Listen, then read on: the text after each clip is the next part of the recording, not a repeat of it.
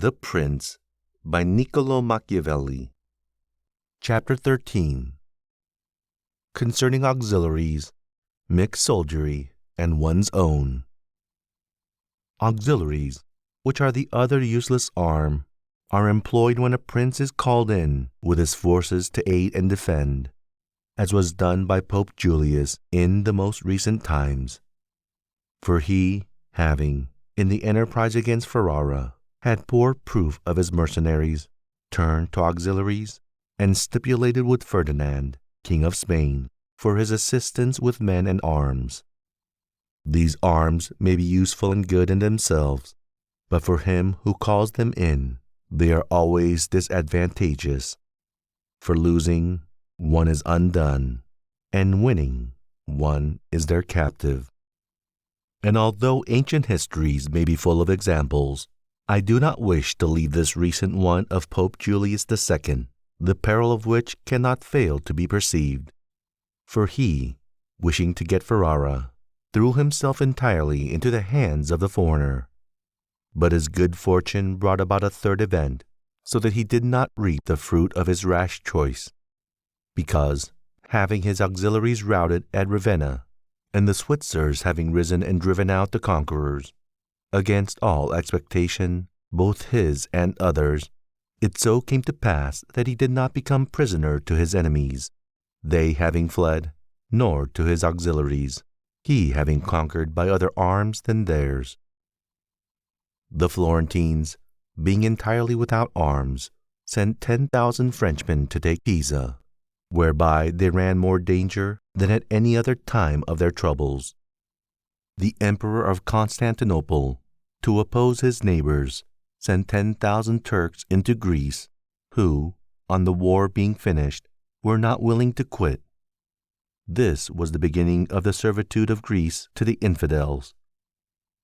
Therefore, let him who has no desire to conquer make use of these arms, for they are much more hazardous than mercenaries, because with them the ruin is already made. They are all united, all yield obedience to others. But with mercenaries, when they have conquered, more time and better opportunities are needed to injure you. They are not all of one community. They are found and paid by you, and a third party, which you have made their head, is not able all at once to assume enough authority to injure you. In conclusion, in mercenaries, dastardly is most dangerous. In auxiliaries, valor. The wise prince, therefore, has always avoided these arms and turned to his own, and has been willing rather to lose with them than to conquer with the others, not deeming that a real victory which is gained with the arms of others. I shall never hesitate to cite Caesar Borgia and his actions. This duke entered the Romagna with auxiliaries, taking there only French soldiers, and with them he captured Imola and Forli. But afterwards, such forces not appearing to him reliable, he turned to mercenaries, discerning less danger in them, and enlisted the Orsini and Vitelli, whom presently, on handling and finding them doubtful, unfaithful, and dangerous, he destroyed and turned to his own men. And the difference between one and the other of these forces can easily be seen when one considers the difference there was in the reputation of the Duke when he had the French, when he had the Orsini and Vitelli, and when he relied on his own soldiers, on whose fidelity he could always count and found it ever increasing. He was never esteemed more highly than when everyone saw that he was complete master of his own forces. I was not intending to go beyond Italian and recent examples, but I am unwilling to leave out Hiero, the Syracusan, he being one of those I have named above.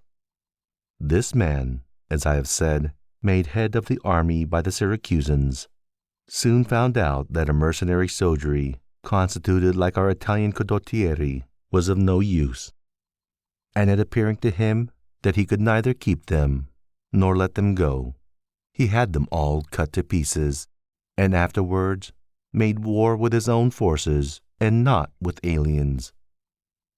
I wish also to recall to memory an instance of the Old Testament applicable to this subject. David offered himself to Saul to fight with Goliath, the Philistine champion, and, to give him courage, Saul armed him with his own weapons, which David rejected as soon as he had them on his back, saying he could make no use of them, and that he wished to meet the enemy with his sling and his knife. In conclusion, the arms of others either fall from your back, or they weigh you down, or they bind you fast. Charles VII, the father of King Louis XI, having by good fortune and valor liberated France from the English, recognized the necessity of being armed with forces of his own, and he established in his kingdom ordinances concerning men-at-arms and infantry.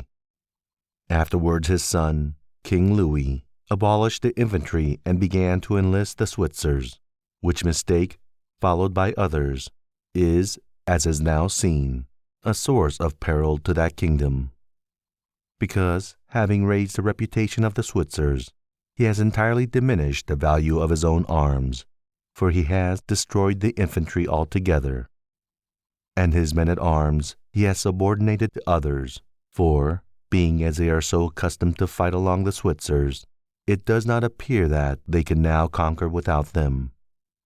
Hence it arises that the French cannot stand against the Switzers, and without the Switzers they do not come off well against others. The armies of the French have thus become mixed, partly mercenary and partly national, both of which arms together are much better than mercenaries alone or auxiliaries alone, but much inferior to one's own forces. And this example proves it, for the kingdom of France would be unconquerable if the ordinance of Charles had been enlarged or maintained. But the scanty wisdom of man, on entering into an affair which looks well at first, cannot discern the poison that is hidden in it, as I have said above of hectic fevers. Therefore, if he who rules a principality cannot recognize evils until they are upon him, he is not truly wise. And this insight is given to few. And if the first disaster of the Roman Empire should be examined, it will be found to have commenced only with the enlisting of the Goths, because from that time the vigor of the Roman Empire began to decline, and all that valor which had raised it passed away to others. I conclude, therefore, that no principality is secure without having its own forces. On the contrary, it is entirely dependent on good fortune, not having the valor which in adversity would defend it. And it has always been the opinion and judgment of wise men that nothing can be so uncertain or unstable as fame or power not founded on its own strength. And one's own forces are those which are composed either of subjects, citizens, or dependents. All others are mercenaries or auxiliaries. And the way to make ready one's own forces will be easily found if the rules suggested by me shall be reflected upon, and if one will consider how Philip, the father of Alexander the Great, and many republics and princes have armed and organized themselves, to which rules I entirely commit myself,